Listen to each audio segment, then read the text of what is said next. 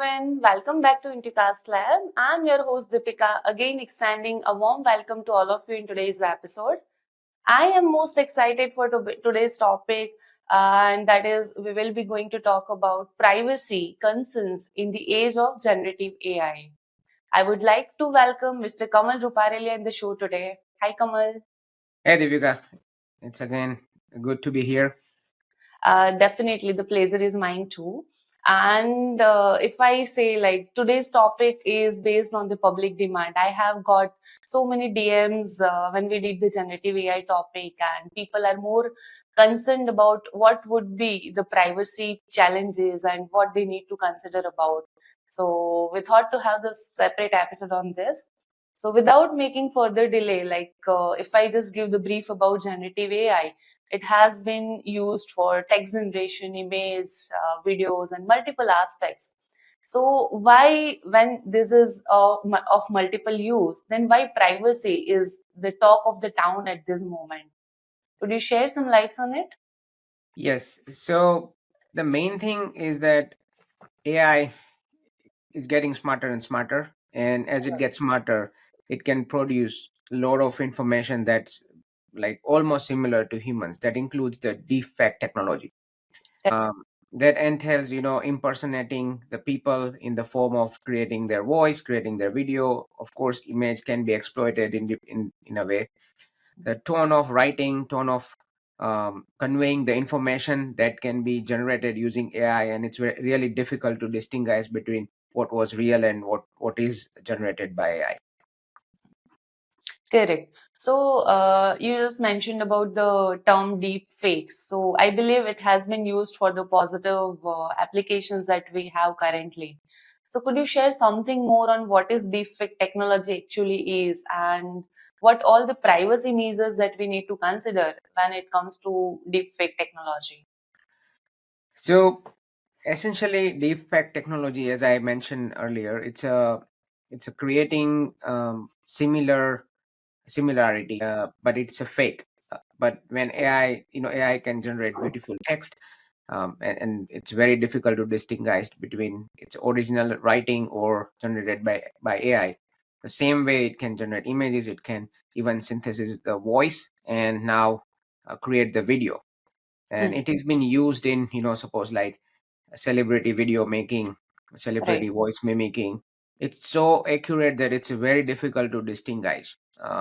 True. So by using that, people can try to kind of use against and for unlawful activities.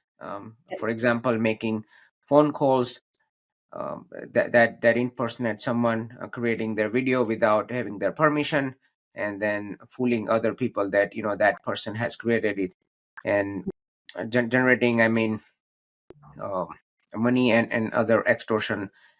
Those are some very outside of the current scope, but still the whenever something happens for betterment of people, there are people who will try to exploit it and utilize it with different motives, right? So that's how deepfake is kind of rising, and people are trying to gain money because of it.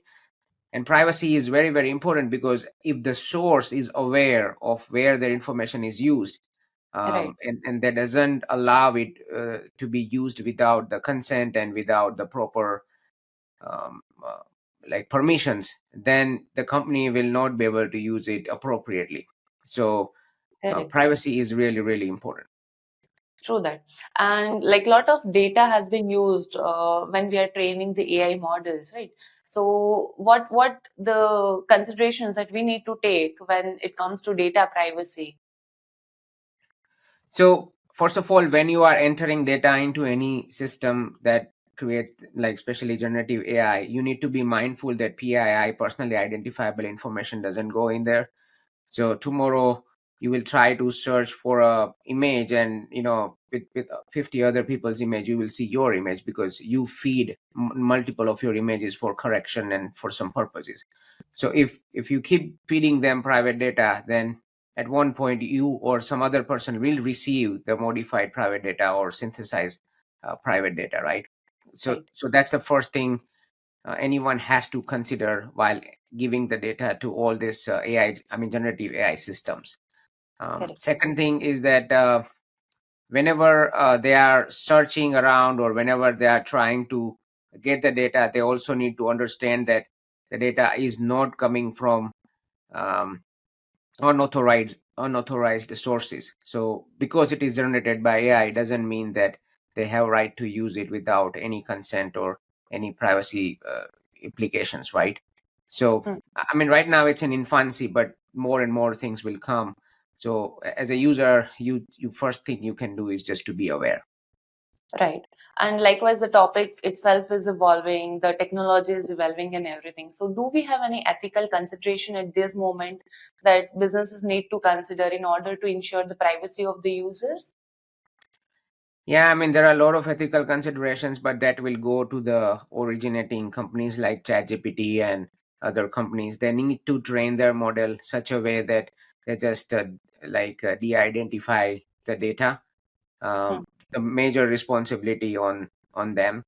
Whenever company is promoting their um, use of AI within their organization, they just probably they few things they can do it for the end consumers or even for their end employees. At least they allow them to identify data and disclose it that this is being generated by AI Correct. or this is potentially is feed to AI. So those are the if we start right way, then down the line we will not have to pay bigger cost or bigger price. Correct. Yeah.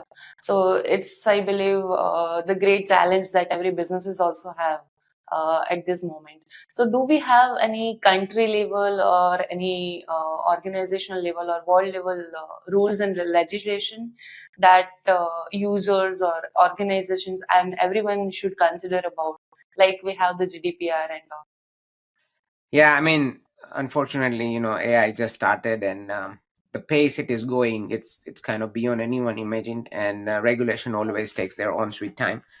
Correct. So, for there is nothing specific to AI yet, and it might take some time before it comes out and enforced in there. But by that time, um, the the bullet is already out of gun, so it will be very difficult to catch, right?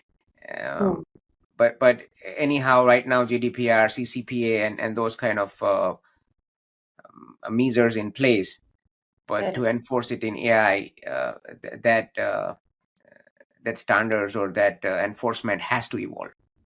True that, yeah, right. And we are looking forward to that because AI has used by everyone, and the chances of few manipulations and everything would be higher, right? So, what Yeah. all the security measures that we, being at a personal level, need to consider? Because no worldwide laws are available at this moment. So, what could be the security measures that has to be ensured by us in order to prevent these privacy challenges? So I mean, one of the thing as a user you can do it is like whenever you are feeding any information, just de-identify your input.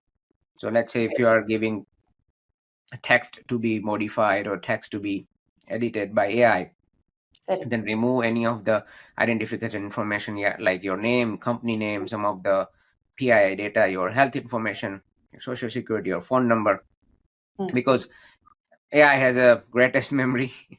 So no matter when it will come back, you will not even think in your dream, and how it will be utilized. Of course, I mean those companies are trying their best, but the magnitude of data they are receiving, Hmm. there is a high probability of having some errors here and there.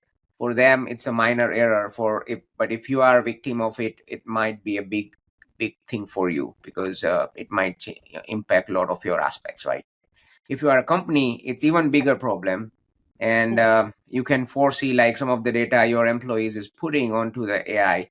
AI may utilize it in different answers in different places, and Hmm. that may expose some of the weaknesses of the company or some of the confidential information that's not supposed to go out. So Correct. yeah, I mean, main thing you can do it is you just need to be very, very aware and mindful what you are feeding them and then at what capacity, right?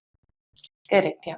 So, like when we are feeding to the AI models and everything, lots of information that users need to provide, right?